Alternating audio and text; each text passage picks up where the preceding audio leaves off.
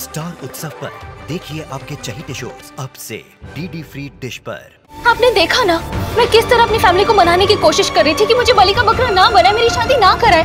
सब कुछ देखने जानने समझने के बाद भी उसने शादी के लिए हाँ कर दी।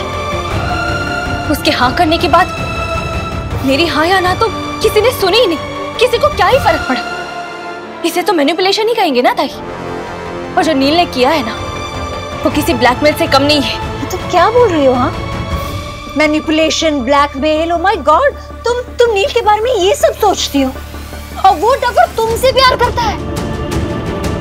अभी तो ऐसे लग रहा है कि उसकी शादी जूही से होती ना तो बेस्ट हो जाता, क्योंकि तुम उसका प्यार डिजर्व नहीं करती।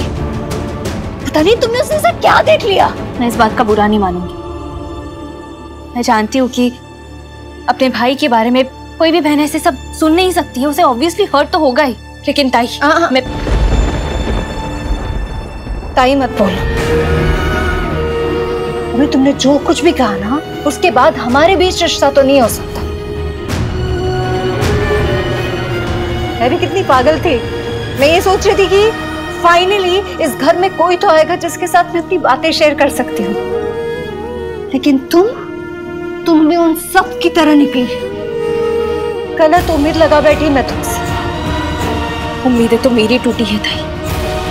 मेरे अपनों ने मेरी उम्मीदें तोड़ी। पता नहीं मुझे जान से आपने कैसे उम्मीदें छोड़ी। कहा ना, गलती हो गई, बहुत बड़ी गलती।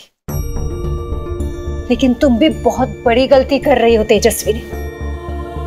मेरे भाई की अच्छाई को उसकी कमजोरी समझकर।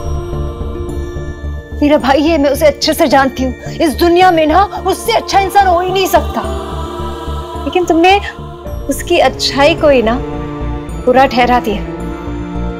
लेकिन एक दिन आएगा तेजस्वी, जब नील की अच्छाई तुम्हारा दिल छू जाएगी। तुम्हें नील अच्छा लगने लगेगा।